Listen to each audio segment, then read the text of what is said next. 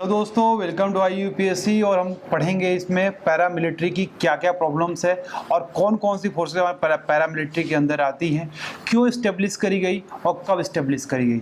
Sir पहली बात तो ये आती है कि मिलिट्री का काम क्या होता है। सर मिलिट्री का काम ये होता है कि एक कॉन्सेप्ट है हमारा E=E, economy equal to empire. लेकिन आप इकोनॉमी जैसे आगे बढ़ाएंगे, जहाँ पे यहाँ पर आपकी इकोनॉमिक एक्टिविटी होगी, ठीक है, तो क्या होगा कि यहाँ पे बहुत सारे आपके दुश्मन भी बन जाएंगे। इकोनॉमिक एक्टिविटी आपकी बढ़ेगी तो क्या होगा, इकोनॉमिक एक्टिविटी को प्रोटेक्ट करने के लिए हमारी आर्मी आती है। इसलिए देखिए, जिसकी इकोनॉमी मजबूत होती है उसकी आर्मी भी मजबूत रखनी पड़ती है, अदरवाइज क्या होगा कि अब इकोनॉमी कभी मजबूत नहीं रहेगी। ओके, और कभी भी वीकनेस के साथ प्रॉस्पेरिटी सर्वाइव नहीं कर सकती है, हमेशा मजबूती के साथ ही प्रॉस्पेरिटी हमारी सर्वाइव करती है। तो सर आप यहाँ पे देख सकते हैं कि ये वीडियो बहुत वायरल हुआ हमारे यूट्यूब पे, सोशल मीडिया पे, और इसमें खाने की प्रॉब्लम दिखाई गई है पैरामिलिट्री के साथ। तो ये पैरामिलिट्री में बहुत सारी प्रॉब्लम इस समय हैं ऑलरेडी। ओके, इसको भी डिस्कस करेंगे वन बाय वन। पहले ये देख लेते हैं कि पैरामिलिट्री कौन कौन सी है, कब बनी, क्यों बनी और कहाँ पे काम करती है। तो देखिए, जो बेसिकली जो पैरामिलिट्री है हमारी, पैरामिलिट्री मतलब क्या, एक हमारी मिलिट्री है जो आर्मी है, कन्वेंशनल हमारी फोर्स है, और पैरामिलिट्री जो है इसे रेगुलेट करती है मिनिस्ट्री ऑफ होम अफेयर्स, और जो हमारी आर्मी है इसको रेगुलेट करती है, ये उसके जो अंदर आता है, ये डिफेंस मिनिस्ट्री के अंदर आता है, ठीक है, आर्मी। अब देखिए सर, बात ये है कि जो हमारी पैरामिलिट्री है इसका एक नाम दिया गया है central armed police forces as per ministry of home affairs, मतलब CAPF। ओके, आपने इस एग्जाम का भी नाम सुना होगा। तो सर बात यह है कि इसमें बहुत सारी हमारे पैरामिलिट्री फोर्सेस जैसे Assam rifle, border security force, CISF, CRPF, Indo Tibet border police, उसके बाद NSG, उसके बाद SSB। तो ये सारी फोर्स हमारी कब बनी और क्यों बनी, तो मैप बना लेता हूँ फिर आपको। एक तरह से मैप थोड़ा गंदा बनेगा, इसलिए माफ़ कर दें हमें, क्योंकि थोड़ी जल्दीबाजी में है हम, ठीक है। तो सर देखिए, ये हमारा मैप है टूटा फूटा इंडिया का। इंडिया तो मजबूत है, बस मैं नहीं बना पा रहा हूँ। देखिए सर, पहला जो हमारा पैरामिलिट्री बनी, ये असम राइफल बनी। तो आप जब भी पढ़िएगा आप इंडिया आफ्टर इंडिपेंडेंस, तो वहां पे आपको पता चला कि पहले असम यूनाइटेड था, असम से ही टूट कर छोटे छोटे हमारे स्टेट निकले हुए हैं। तो ये हमारे बेसिकली 1835 में बन गई थी। तो असम राइफल किस लिए होगा सर, 1835 में बनी तो इंडो म्यांमार रीजन को प्रोटेक्ट करने के लिए किसको यूज करते हैं हम, असम राइफल, ठीक है। ओके, चलो जी, मेरा ईस्टर्न वाली बाउंड्री तो सेफ हो गई। ओके, अब आते हैं कि देखिए हमारा इंडिया पाकिस्तान का वॉर हुआ था 1965 में, तो उसके बाद हमारा बनाया गया BSF। ये जो हमारा वेस्टर्न फ्रंट है यहाँ पे प्रोटेक्ट करेगी BSF, ठीक है। ईस्टर्न भी सेफ हो गया, असम राइफल होगी, वेस्टर्न में हमारा BSF हो गया। इसके बाद सर क्या है कि हमारे यहाँ हमारा इंडस्ट्रियलाइज हुआ है, बहुत सारे PSUs हैं और हमारे कॉमर्शियल प्लेसेस हैं। इनको सेफ रखने के लिए बताया ना कि अब E=A, economy equal to empire, तो इकोनॉमी को प्रोटेक्ट करने के लिए एक फोर्स बनाएगी जिसका नाम है CISF, central industrial police force. Okay, ये हमारी बनी थी 1969 में, और ये एक यूनिक टाइप की फोर्स है जो वर्ल्ड में इंडिया के पास है। ये PSUs और कॉमर्शियल प्लेसेस को सेफ रखेगी। उसके बाद आता है CRPF, central reserve police force. ये 1939 में हमारी बनी थी सर। ये बेसिकली हमारा इंटरनल जो सिक्योरिटी होता है, ओके, नक्सल और इनकी कोई VIP ड्यूटी लगानी है, ठीक है, बेसिकली जो इंटरनल डिस्टर्बेंसेस होगा इंडिया में, इसको कौन प्रोटेक्ट करेगी, CRPF, ठीक है। अंदर का भी काम कर लिया हमने, ईस्टर्न में असम राइफल, वेस्टर्न में BSF। इसके बाद हमारा इंटरनल में आ गया CRPF, जो इंटरनल डिस्टर्बेंसेज होंगे जैसे नक्सलाइट। उसके बाद हमने अपना इंडस्ट्री को भी प्रोटेक्ट कर लिया जो CISF करेगी। अब सर बात आती है India ITBP, Indian Tibet border police. Sir बात ये हुई 1962 में हमारा चाइना का वॉर हुआ। चाइना का वॉर क्यों हुआ, 2-3 रीजन थे सर वहाँ पे। क्यों रीजन थे, चाइना ने क्या किया, तिब्बत को हड़प लिया। और तिब्बत को हड़पने के बाद क्या होता है सर, कोई भी इंसान किसी पे कब्जा करता है ना, तो पहली बात उसे कल्चर पे कब्जा करता है, और कल्चर पे कब्जा करने के बाद उसके लैंग्वेज को चेंज करने की कोशिश करता है। मतलब कि language is the wheel of culture. तो इससे क्या प्रॉब्लम आती है कि लोग जब सप्रेस होने लगते हथियार उठा लेते हैं, और वही हुआ तिब्बत के साथ। तिब्बत के लोगों ने हथियार उठाया और मारना शुरू किया चाइनीज आर्मी को, लेकिन चाइनीज आर्मी बहुत मजबूत थी। उसके बाद क्या हुआ कि उनको बहुत मारा पकड़ के, और हमारे जो साहब हैं दलाई लामा साइकिल में बैठकर भागे और भागकर आए हिमाचल प्रदेश और धर्मशाला में अपना परमानेंट घर बना लिया। ओके, तो जो भाग के लोग आए वो हिमाचल में गए, धर्मशाला में दलाई लामा का घर बन गया, उसके बाद दिल्ली में लोग आगे हुए, उसके बाद चले गए कहाँ पे, लद्दाख में। तो सर इसके बाद जब 62 में हमारी लड़ाई हुई तो हमने बनाया आईटीबीपी, जो हमारा चाइना का बॉर्डर है ना उसको प्रोटेक्ट करेगी आईटीबीपी। Okay, clear, ITBP. उसके बाद सर अगला हमारी फोर्स आती है एनएसजी, नेशनल सिक्योरिटी गार्ड, जो ब्लैक कपड़ों में आते हैं ना। इसका मेन काम जब टेररिस्ट अटैक होगा तब एनएसजी आएगी प्रोटेक्ट करने के लिए। एनएसजी का मेन काम ये है। अगला हमारी फोर्स है एसएसबी, सशस्त्र सीमा बल। ये बेसिकली लगाया जाएगा जो हमारे शांत स्टेट हैं इस समय, नेपाल और भूटान, इनके बॉर्डर को ये प्रोटेक्ट करेगी और वहाँ पे ये देखेगी कोई एंटी नेशनल एक्टिविटी तो नहीं हो रही है। तो नेपाल और हमारे भूटान के बॉर्डर पे आएगी एसएसबी। अच्छा जी, अब क्या बचा हमारा बचा ये जो हमारे दरिया से लगती हुई जगह को प्रोटेक्ट करेगी इंडियन कोस्ट गार्ड। ओके, अब देखिए सर डिफरेंस क्या है हमारी मिलिट्री में और पैरामिलिट्री में। तो पहला डिफरेंस सबसे बड़ा ये है सर कि जो पैरामिलिट्री है ये हमारी आती है मिनिस्ट्री ऑफ होम अफेयर्स के अंदर, और जो हमारी मिलिट्री है ये आती है हमारी डिफेंस मिनिस्ट्री के अंदर। अब सर बात ये है कि मिलिट्री जो हमारे आर्मी के लोग होते हैं खूब मज़े में रहते हैं, क्योंकि जब इनको केवल 2 कामों में डिप्लॉय किया जाता है जनरली।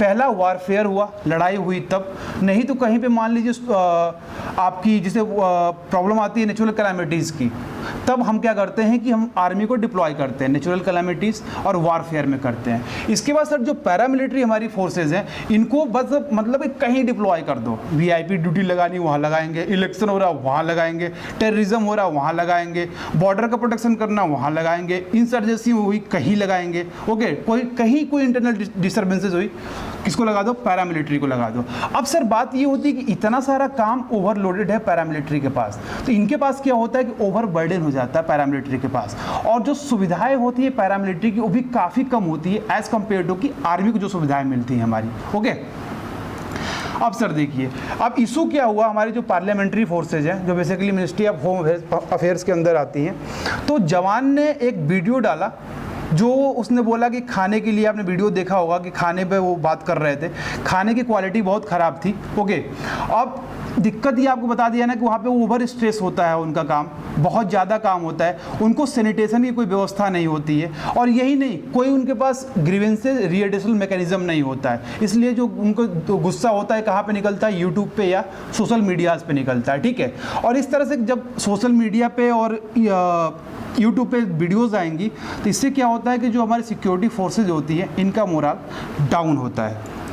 अब देखिए रीज़न क्या है कि क्यों इनको रिएडिशनल मैकेनिज्म नहीं है, क्यों इनके अंदर गुस्सा भरा हुआ है। पहली बात कि प्रमोशन इनका नहीं होता, जैसे आर्मी में प्रमोशन होता है वैसे इनका प्रमोशन नहीं होता। उसके बाद दूसरा सबसे बड़ा रीज़न ओवरबर्डन होता है, बता दिया कहीं भी लगा देते हैं इनको, भाई यहाँ काम है चल भाई तू चल ले, पैरामिलिट्री वाला इस तरह से। उसके बाद क्या है कि मैन पावर की शॉर्टेज होती है, इसकी वजह से भी पैरामिलिट्री पे क्या होता है, ओवरबर्डन हमारा आ जाता है, और इनके पास सैनिटेशन नहीं होता, हाउस की फैसिलिटी नहीं होती, पुअर फूड होता, पुअर खाना मिलता है और लो अलाउंसेस मिलता है। ठीक है, और सबसे बड़ी बात और याद रखने वाली बात कि सर जो हमारा ट्रिब्यूनल है, फोर्स का ट्रिब्यूनल है, उसमें केवल जो डिफेंस मिनिस्ट्री के अंदर फोर्स जाती है उनका जो मैकेनिज्म होगा, कोई लॉ होगा वो लागू होगा। मतलब कोई किसी सैनिक ने कोई काम किया जो आर्मी नेवी एयरफोर्स का है तो वो तो डिफेंस के अंदर आएगा, वो डिफेंस की कोड देखेगी, लेकिन कोई पैरामिलिट्री का कोई केस आया तो वो सिविल कोड देखेगी, सिविलियन की कोड हमारी देखेगी। ओके,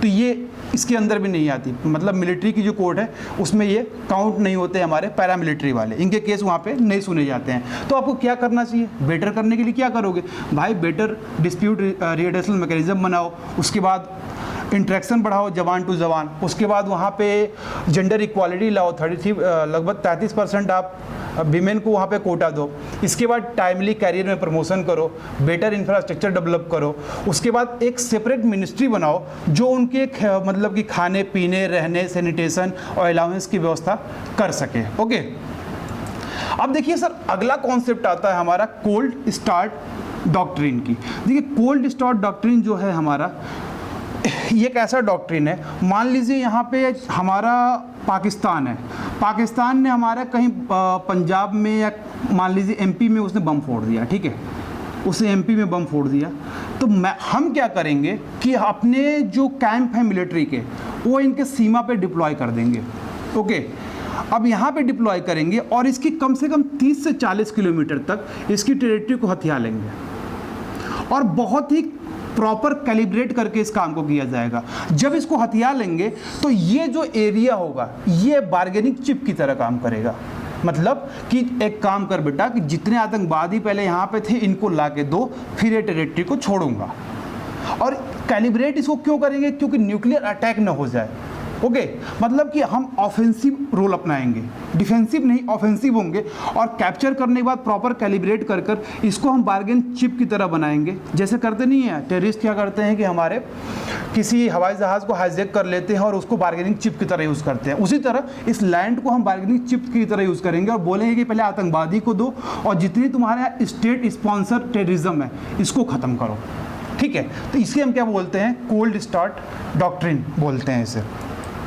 अब देखिए एक हमारा क्वांटम क्रिप्टोलॉजी है। देखो दोस्त, हमारे यहाँ क्या होता है कि जब आप मैसेज कोई भेजते हो, ठीक है, अभी आपने व्हाट्सएप पे देखा होगा कि व्हाट्सएप जो है हमारा एंड टू एंड इनक्रिप्शन हुआ है। मतलब कि जैसे आप कोई हाय लिख कर यहाँ भेजते हो तो पहले यहाँ पे क्या होता है कि यहाँ पे इनक्रिप्शन होता है और ये रास्ते में जाता है, इसको कोई डिक्रिप्ट नहीं कर पाएगा। और जो डिक्रिप्ट करता है उसके पास भी एक की होती है। इनक्रिप्शन करते वक्त एक की मिलती है और डिक्रिप्शन करते वक्त भी आपको एक की मिलती है। और जब की दोनों सेम होगी, चाबी सेम होगी, तभी वो मैसेज खुलता है।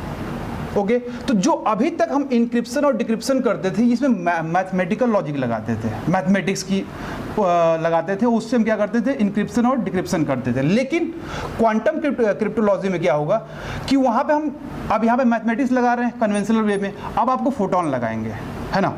फोटोन से हम क्या करेंगे कि इनक्रिप्शन और डिक्रिप्शन करेंगे, जिससे क्या होगा कि मैथमेटिक्स को डिकोड करना आसान होता है एज कंपेयर टू कि आप फोटोन को डिक्रिप्ट करें। तो इससे हमारी क्या होगी? सिक्योरिटी इन्हेंस हो जाएगी। अब देखिए सर, हमारा एक आईएनएस कामधारी है जो हमारा सेकंड क्लास की स्कॉर्पियन सबमरीन है, ये लॉन्च हुई है हमारी मुंबई में। ओके, अब बात ये है कि भाई साहब डिफेंस का जो इशू है इसमें देरी क्यों हो रही है?